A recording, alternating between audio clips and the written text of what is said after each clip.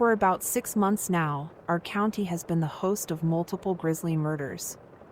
Each murder followed a specific pattern. It only seemed to happen in areas where farms and wooded areas were abundant, and the victims seemed to fit the typical core family group: mom, dad, and a couple of kids. In each case, the family members were brutally torn apart. Forensics came to the conclusion that the mutilated bodies were eaten by some sort of animal, or at least, what they assumed had to be some kind of animal. The only problem with that theory is that animals don't have a modus operandi, and there's no animal I can think of off the top of my head that had a particular taste for human flesh. In addition to that, we've had enough murders in the last 6 months to classify the culprit as a serial killer. In order to avoid panic, the official word released to the public is that we have a wild animal attacking individuals in specific regions of the county, obviously suppressing the number of murders we've had. We've had no luck finding whoever or whatever is responsible for the terrible crimes that had befallen our once peaceful little town. That all changed with a phone call at 3 in the morning. "What's going on?" I said, trying to sound as awake and present as possible. "We got another family down, the old Freeman farm. You'd better get down here fast. We have a suspect in custody." The words that came out of his mouth equally sent chills down my spine and splashed sobering awareness over my barely rested body. I got dressed and made the trip to the crime scene, and as expected, the place was adorned by red and blue lights. More police presence than necessary contaminating the crime scene, no doubt due to the fact we had a suspect in custody spread like wildfire. It must have been the worst crime scene yet. Nearly every surface of the house seemed to have blood on it. Half of the father, the lower half, was in the living room, while a trail of blood and chunks of flesh led to what was left of his torso outside of the house. The wife's face was crushed inside an old large 90s television, half of her body spilling out. Her insides had been hollowed out from her back. The sister seemed to try to hide under the dinner table as her remains were found there. In custody was an 18-year-old boy who was found naked and bathed in blood at the scene of the crime. All attempts to interrogate the suspect were met with silence. Evidence was collected from his body and sent to the crime lab for analysis. The boy was part of the family, and as of this moment, the only lead we had was to find out what happened in that house. We're booking him at the station as we speak. I just wanted to let you know, regardless if we can get a confession out of him, he's probably going to be taking the fall for the killings. The officer in charge of the scene had told me while I shook his hand. "I appreciate the heads up. This is the first survivor we've ever had from these killings. Something isn't adding up here. Could you have your men expand the crime scene area? Maybe there's something we missed?" The officer sighed and reluctantly agreed to expand the search area for evidence. After getting briefed on the situation and making myself familiar with the evidence collected, I headed down to the police station to interrogate our suspect. They had placed him in one of our interrogation rooms where he had not spoken or moved an inch since he got there several hours earlier. "This kid is really giving me the creeps," my partner said while observing the kid through the two-way mirror. "He's not spoken a word since he got picked up. Usually by now, we get the 'I didn't do it,'" I said while taking a sip of my lukewarm coffee. After catching up for a bit, my partner and I went into the room and sat across the table from the boy.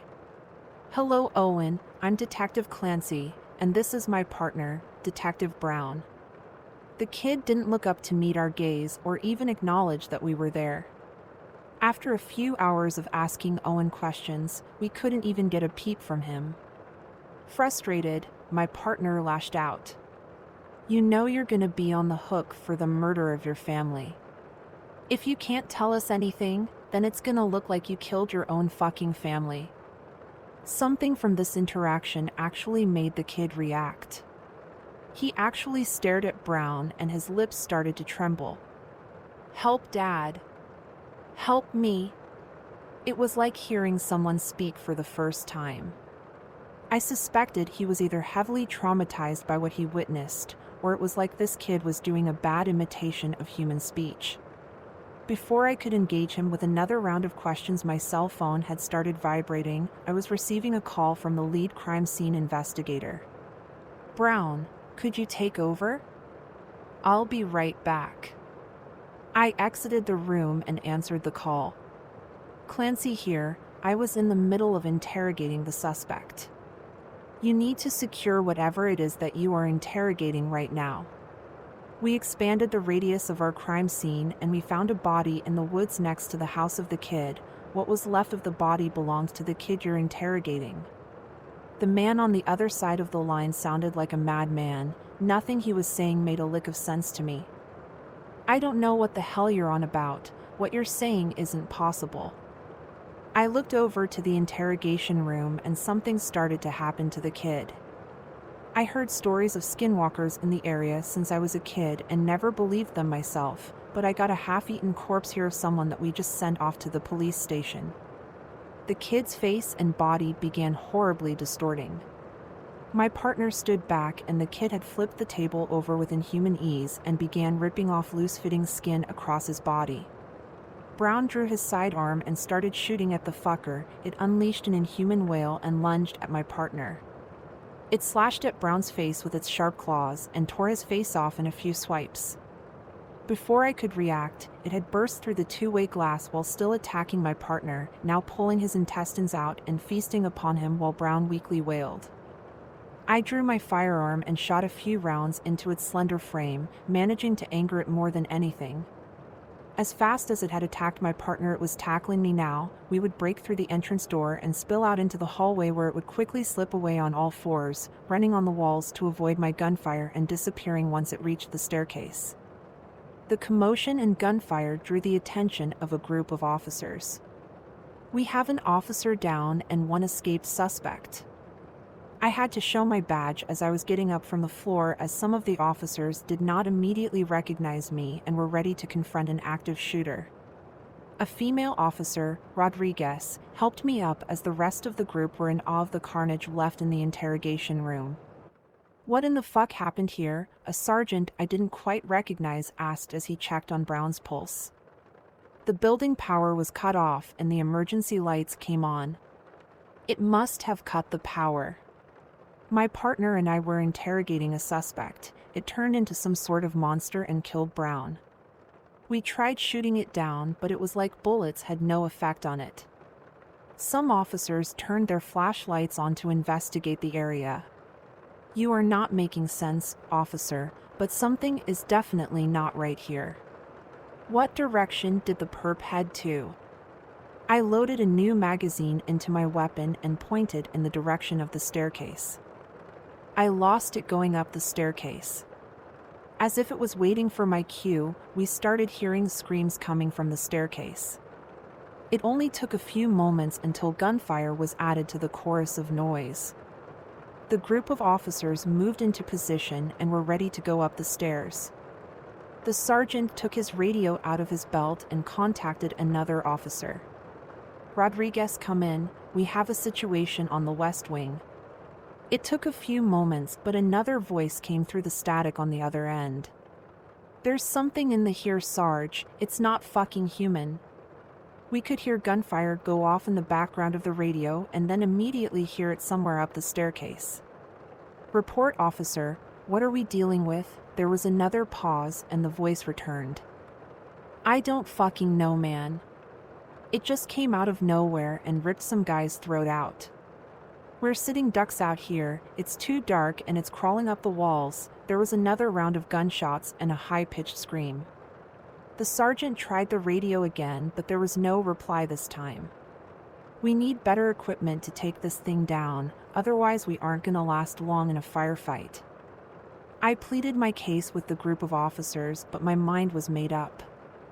"I'm going to head to the armory. It would be a lot easier if I had someone who knew the code to the door to accompany me."